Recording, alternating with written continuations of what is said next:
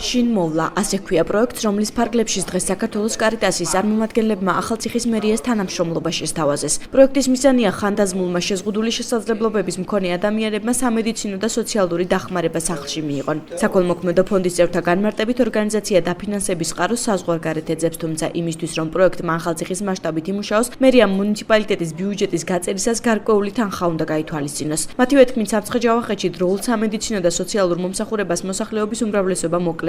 შესაბამისად, მათთვის შინ მოვლის პროექტი აუცილებელი იქნება. როგორც შეხვედრის შემდეგ ახალციხის მერიის წარმომადგენლებმა განმარტეს, აღნიშნული საკითხი ადგილობრივ თვითმმართველობაში განიხილება. საქველმოქმედო ფონდი კარიტასი საქართველოში 20 წელია მუშაობს. სამცხე-ჯავახეთის 5 სოფელში ორგანიზაციამ სამედიცინო და ინფრასტრუქტურული აქტივობები განახორციელა.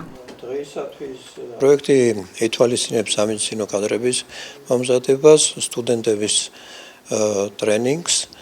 იმ შემთხვევაში, თუ ახალციხეში განვითარდება ეს პროექტი, ეს საფუძველს უყრის იმას, რომ მთელ სამცხე-ჯავახეთის რეგიონში საფუძველი ჩაეყაროს შინმოვლის პროექტის განხორციელებას, რასაც მოსახლეობისთვის უდიდესი მნიშვნელობა აქვს. მე ვიტყოდი, რომ ჩვენთვის ძალიან მისაღებია, იმდენად რამდენადაც აქ გაჭირებულ ადამიანების მოვლაზე, პატრონობაზე და რეაბილიტაციაზეა საუბარი. თუ იქნება დაფინანსების წყარო, მაგალითად შევეცდები, რომ ყველაღა უნდა ვიხმაროთ ჩვენი მხრიდან შესაძლებლობის ფარგლებში ჩავერთოთ ამ პროგრამაში და შევიტანოთ პატარა წვლილი ამ გაჭირებულ ადამიანებთან ურთიერთობაში და მოვლა პატრონობაში. საქართველოს კარიტასი არის დაფუძნებული კათოლიკური ეკლესიის ფარგლებში, თუმცა ეს არის მუშაობა ყველასათვის, ყველა თემის ხალხისთვის, ყველა რელიგიური ხალხისთვის.